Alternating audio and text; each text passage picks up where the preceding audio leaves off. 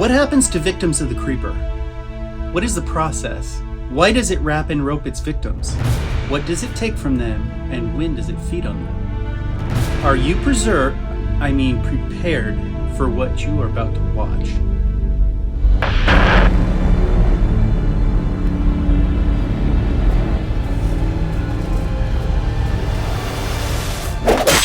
There are a lot of questions about the creeper's victims. What does he do with them, and why? We do know the creeper eats to regenerate, but it's a lot more complicated than simple fuel for regeneration. There is a process, and today you're going to learn the morbid path that a body takes when it becomes property of the creeper. Now, before we dive into this process, let's get a couple of disclaimers out of the way. Each victim is different, so although we will talk about this as a process today, remember that the process is different for each victim the creeper takes. Additionally, there are parts of this video that are speculation. Some of the information is based on fact.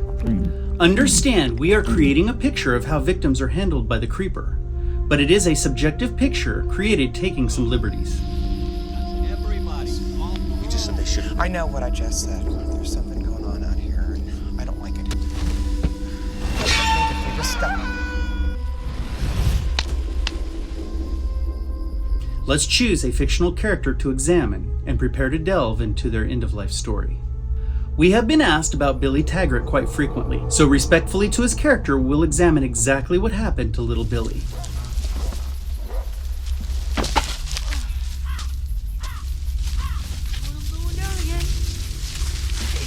Jeepers Creepers 2 opens on day 22 of the Creeper's 23-day feeding cycle. The Taggart's farm lies along the East 9, directly in the creature's path of destruction. We catch up to little Billy, who's busy with farm chores that are mandated by Jack Sr. We can assume that both Taggart boys are essential, and both are regularly overworked to help maintain the productivity of the farm. As Billy is grumbling about his situation in life, he notices something peculiar about one of the scarecrows. It moved. Or did it? Why are there crows sitting on a field monument that is intended to keep birds away? As he gets closer to investigate, it quickly becomes evident that his imagination is receding, giving way to reality that is becoming clearer. It really is something more than a scarecrow. Billy bolts for the house, seeking the protection of his father, older brother, and Mac, the family dog. As he runs, he stumbles over furrows carved into the ground to direct water, and cornstalks slap his young face. He desperately wants to look back, hoping that what he witnessed was an illusion, but he can't. Chances of tripping are good, and every second counts in his race for survival. He can't take the chance. As he runs, a large dark shadow streaks its way across the field. It momentarily takes away the sun's glare, and he is even more convinced now that something is dreadfully wrong. His fear pushes his little feet faster, and pushes the creeper's desire for him even deeper. As he gets close, he can hear Mackie's barks becoming crisper in the dusty air. It's an unusual bark, full of concern that Billy isn't used to hearing. He can occasionally catch a glimpse of his brother's vigilant posture scanning the field in his general direction. He's moving fast, and the house is getting bigger. Billy knows his dad is going to kill him when he tells his pop what he thought he saw. But that is way better than this thing being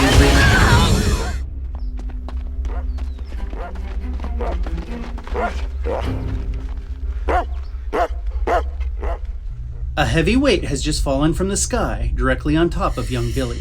What could possibly have hit him? It hurts. His ankle and leg are burning from the weight of the impact. As he struggles to see, he wishes he hadn't looked. The eyes before him stare with excitement into his. A grisly creature sniffs as it holds him tightly and gazes directly into his soul. Maybe if he closes his eyes, he'll wake up. He closes his eyes. Billy is lifted off the ground and quickly slung on his back in the dirt. This happens so fast, he's disoriented. He can't see, and he can't breathe. He begins to realize he's been screaming since the attack began. He blindly grabs for anything he can reach and finds the handle of something ice cold. It is a knife, and a scary looking one. Billy has a weapon. He swings at the creeper, but it is gone, and he slices through thin air. Maybe now he'll wake up, but it only repositioned to the west and grabs onto his shirt. He's yanked into motion, and with such force that his armpits hurt and his new weapon flies out of his hand. He's being dragged on his rear, and motion through the field now is a blur. The cornstalks rush past him in the wrong direction because he's facing backwards. The creeper's boots occasionally strike his head, and the ground beneath him is moving fast. His pants are getting hot. The friction of denim to dirt is causing his skin to burn. And the smell is unbearable. He's certain he's just been pulled through the path of something dead out there in that field, but there's no time to worry about that now. He can hear his pops behind him, and maybe his brother. And now, Mackie. They must be able to hear his cries for help.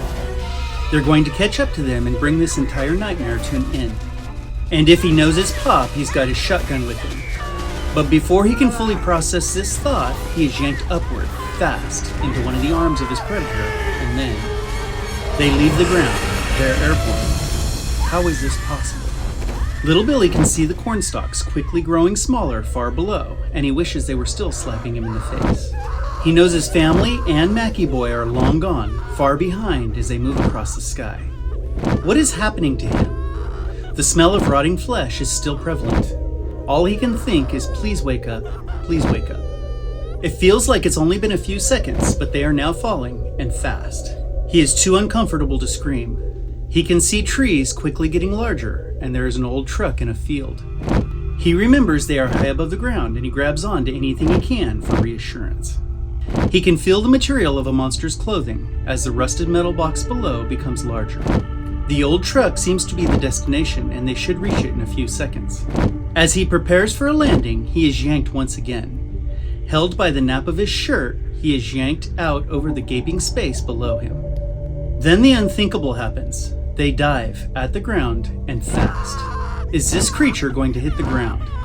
As he looks up, Billy can see a dark-winged creature high above him with his cloak flailing in motion. He has been dropped and the ground is rushing up towards him. He looks below to see the ground just as the impact of his fall brings the full blackness of unconsciousness. The creeper lands nearby and smells his bounty.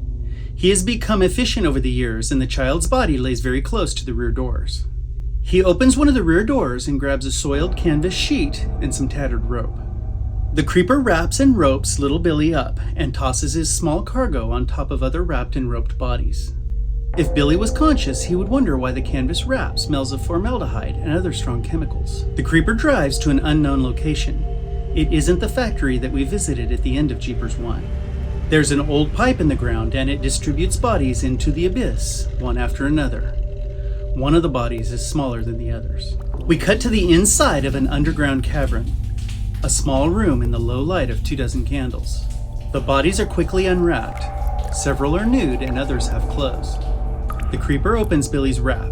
It tosses the canvas wraps into one pile and the ropes into another. Billy is sniffed as he's lifted off the ground and placed on hooks vertically. It almost looks like he's standing. But he is one of the smaller victims and his feet are off the ground by a foot or more.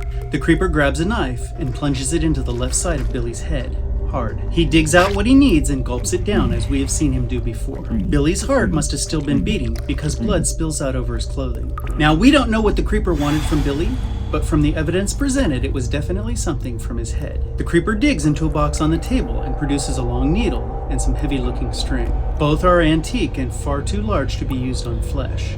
It quickly closes up the wound. This task is so skillfully performed that it almost looks as though Billy is untouched after it is finished. The creeper looks across the ceiling of a nearby room. It sees a middle-aged female victim and decides this would be the perfect place to use the boy. He throws him on top of an antique table.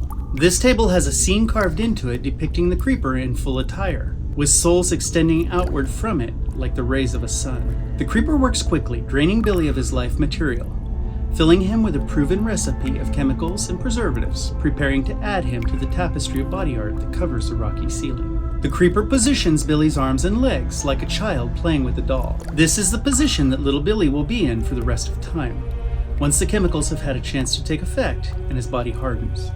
It scans the essence of young Taggart as he becomes a part of it, and it can feel the anguished face of a young child who has just become aware of every life the creeper has ever taken, every hurt it has ever caused, and the very essence of the creature itself as it becomes a part of Billy forever.